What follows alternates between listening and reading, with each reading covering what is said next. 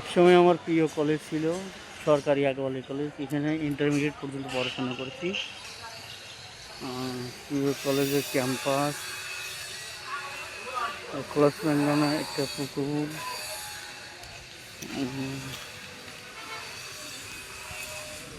পুকুর কলেজ প্রাঙ্গনে বিশাল একটা পুকুর আছে। এই কলেজের অনেক আগে কলেজ 1970 সালে কলেজটা প্রতিষ্ঠিত হয়েছে, সরকারি আকবর আলী কলেজ। বর্তমান প্রতিষ্ঠিতা আকবর আলী সাহেব।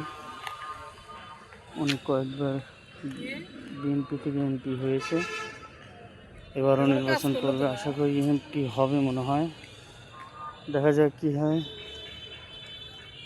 এই হচ্ছে